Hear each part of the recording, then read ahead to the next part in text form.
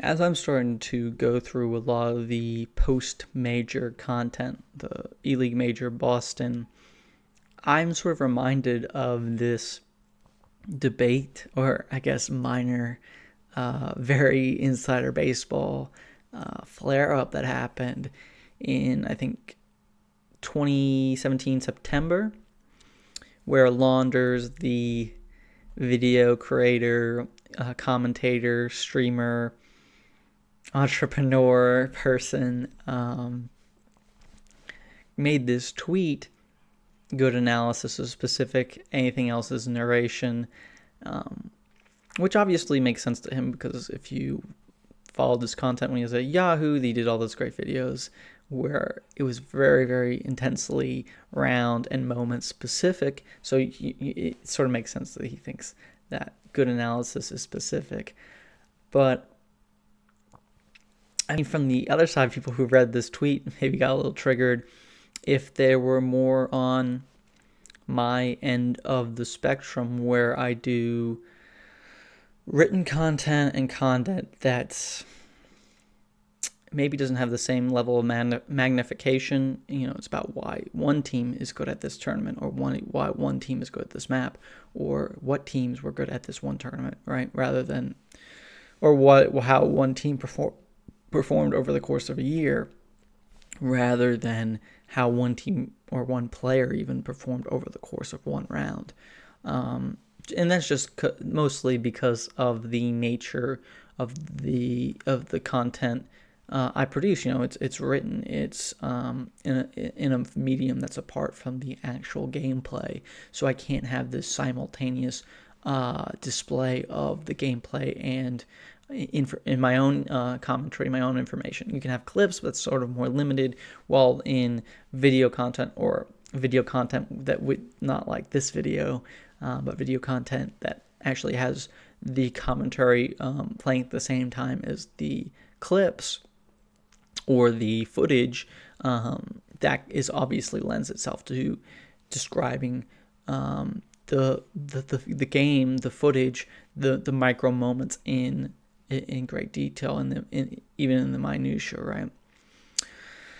And so there's this conflict here, and people, I sort of was joking the other day that it's like the tweet that launched 1,000 ships, right? Sam made a video, not Sam made a video, Sam wrote an article, then Max, Sam W., not the Sam of Richard Lewis's world, but the Sam W., the writer, and now he's starting to do a little bit of video, where he sort of argued against this tweet, and then Max Malit also made a video sort of showing how, sort of agreeing with him and arguing how sort of the broader perspective is also interesting. But I was just sort of thinking about it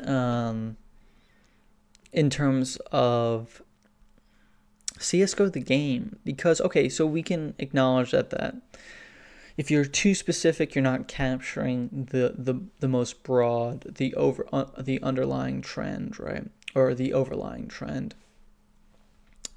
But if you're too broad and you're not looking into the specific, you're very broad, very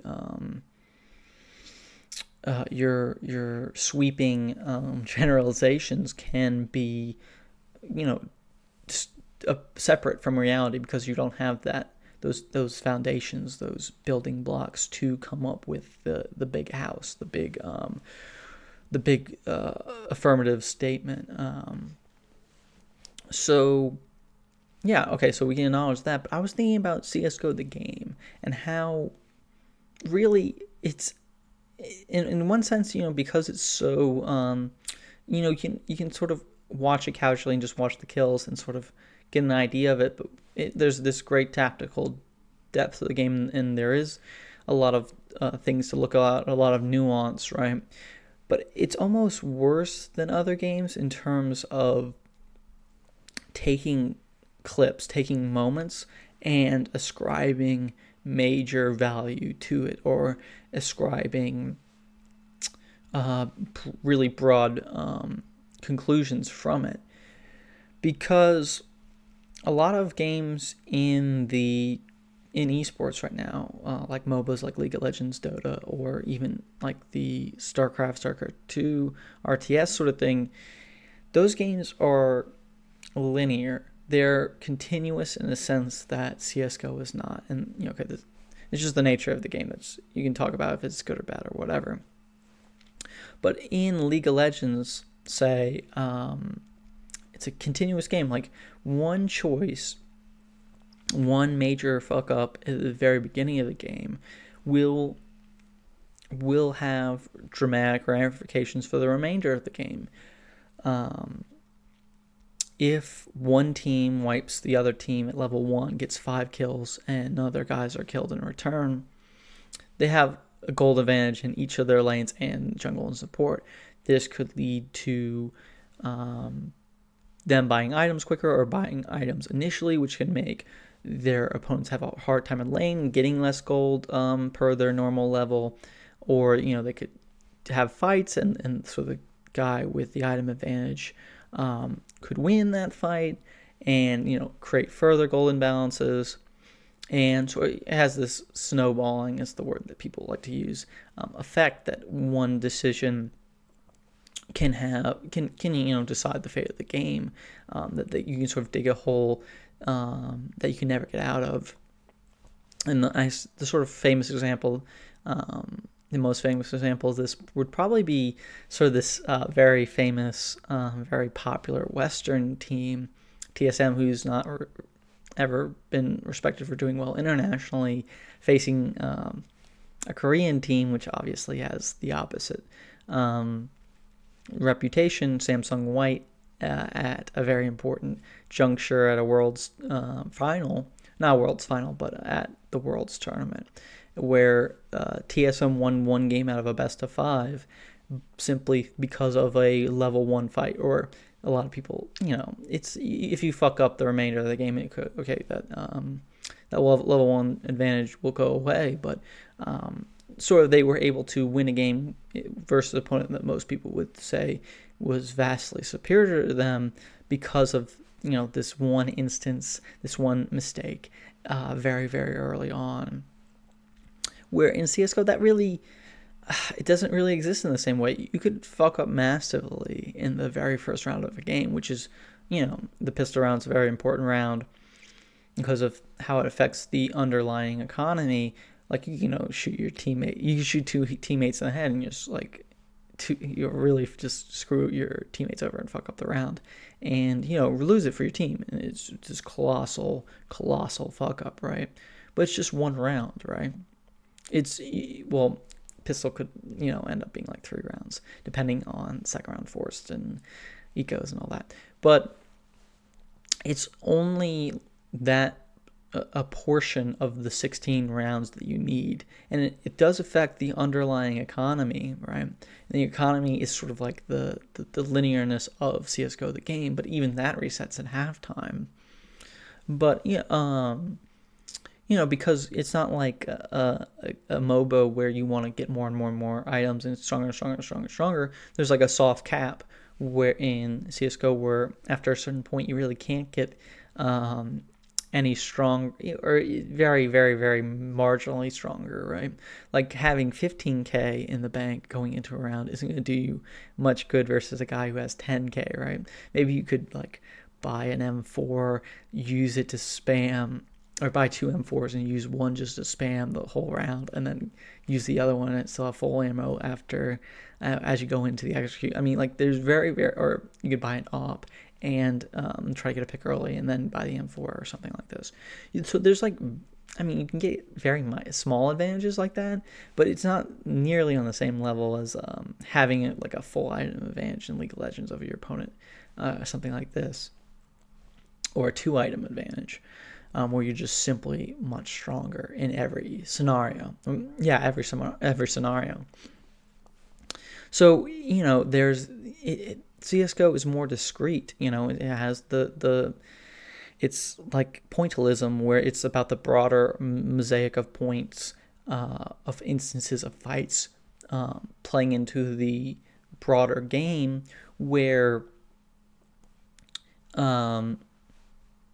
in maybe a MOBA or an RTS, it's one action can snowball and have major ramifications as you go down the line. It's more tied. Everything's more tightly knit in that sense across that single line. And when you think about it like this, I mean, I don't think anyone is going to disagree with me on the point. That's just the nature of the game. You can, if you're doing very specific content, you can be led askew or lead your viewers askew by just looking at run around. I mean, you could have an instance where Lagija, who everyone would acknowledge is not a super skilled, super star player, has a 3K. He gets 3 kills, and maybe he looks good in that one round. He makes a good flank or something. Maybe if you look at the very micro crosshair movement of his spray, it'll look kind of bad. But you see him like, well, he overcame his poor skill set. He overcame his poor raw skill by this great risk or whatever, blah blah blah. This flank he made, but that would just be misleading. Right? Because that's not his general inclination. That's not who he is as a player. He doesn't have these great rounds time and time and time again. He's not a super effective player, right? It's more, I mean, this is the same thing will exist in other games if you just look at specific moments. But even the effectiveness of one amazing play, a 3K Deagle round by Nico, isn't as indicative of how the rest of the game is going to go. In a game where there's less fights or just a more separated, more sparse, big moments of action, like big team fight or something, or the big clash of armies in an RTS after a huge build-up in StarCraft. I'm just thinking of StarCraft, not thinking of any other RTS, so I don't know why I say RTS. But that could really decide the game, that one fight where, that one deagle round could, pretty affect the economy, but if then the phase loses the next full gun round, maybe they just get reset again, and it doesn't really help them that much. It was just cool, it's just a good one round, and it wins them one round. But in the broader, in the entire game, it's not that big of a deal. Where, one guy taking over the game in one fight in a different game could be, game winning, or at least would have a bigger effect, I think. So, yeah, looking at micro single round instances, I think, is less telling, and you have to. I think in CSGO it's just more interesting or more educational to look at a broader array of rounds and have a generally a point of view from a higher elevation, a lower magnification. It's just helpful. That's why I think stats are so big in CSGO, because there's just so many fights, so many discrete rounds. It's hard to look at specific moments and saying this is who a player is. You have to look at how he does round after round after round after round, how he does on average. ADR, that sort of thing. That's why. And then kill death, and this is why this sort of thing is valued, because it's hard to just look at specific moments and come up with a player's overall effectiveness. And I think this can hurt certain content creation that looks at the micro, and I don't mean to call anyone out, but I'll give a specific example going to the last major and the PGL major, and thinking about Big on Inferno specifically. So I wrote my article on Big on Inferno, and then right at the same time I saw SeanGares make a video on Big's Inferno, or just Big, because it's the only map they played in the Swiss of the PGL major. And everyone respects Sean's content. He does really great specific analytical stuff. I mean, that goes without saying almost, right? But his video was titled "How Big Made Legend Status at the PGL Major" or something like this. And the video was very good. It went over the first I think 3 or 4 T rounds that Big had versus SK, which was their round 3 matchup in the Switch, which was a big one. And he was sort of highlighting the great things that they did, the interesting tactical opening rounds of that T half. And obviously was really impressed by the content. I don't consider myself an expert in that sort of thing, and it was obviously a great video, but I really was sort of hung up on the title, because if you think about Big, okay, so a lot of people like to throw away that second game, or people really like to throw away the whole 3 games that Big played on Inferno at the PGL Major because of the jump bug. But okay, my argument is, or it was in that article, that okay, you can sort of toss out the first game versus FaZe, because that was a lot of CT round wins by Big, abusing the jump bug. It was like 4 or 5, 6 rounds where they got a pretty decent advantage off of it. But versus Cloud9, it was a lot of T rounds, and they really didn't. I mean, you could sort of use it in retakes pretty well, but it just the nature of the map, it was sort of more conducive. The bug was more conducive to the CT side, or defending versus retakes as Ts. Then the bug would be effective as well. Is what I'm saying. But in that third game versus SK, they both agreed not to use the bug, and Big still had a really good CT side. They had, I think, an 11-round CT side, if I remember correctly. They only won 5 T rounds in that game. So when I wrote that article, I sort of did this big thing where I spent a lot of time in my research trying to come up with reasons why I think that Big was able to win those T rounds. Not those T rounds, those CT rounds. Because okay, they're still doing some interesting stuff on T, but it only got them 5 rounds, if I remember correctly, right? So SeanGares is doing a video about how Big got legend status at the PGL Major, and focusing on their T rounds versus SK, I think sort of missed the point. Where I think the information's still great. I think it missed like the broader point that they must have been doing some really interesting things on the CT side and without the jump bug at that tournament for them to succeed. And this was before SK had their problems on Inferno, and even when they did have those problems on Inferno, it was more on the CT side with holding banana. You could talk about SK sort of struggling on the CT side of that tournament specifically, but yeah, anyway, I think it's still important to talk about their CT side of that tournament. So him just talking about those CT rounds, I don't know, it just felt always a little off to me. And giving the title of the video what he gave it. But I mean, that could have just been giving it an interesting title that would do well on metrics on YouTube and Twitter and Reddit. But yeah, so instances like that sort of stand out to me. And it's not like I'm saying that broader things is, I don't like to use the word broad, but more low magnification, big picture things are simply better. I think that they're the two halves of the same coin. You need both, or you need an array of different levels of specificity to get a good understanding of the game. It can't just be one player in one moment. It has to be about their approach on one half or one map, and it has to be their general strength as a team and their strength as a team in context with the broader team. You need the full array, and I think I just don't agree with the idea that it's all about the specific.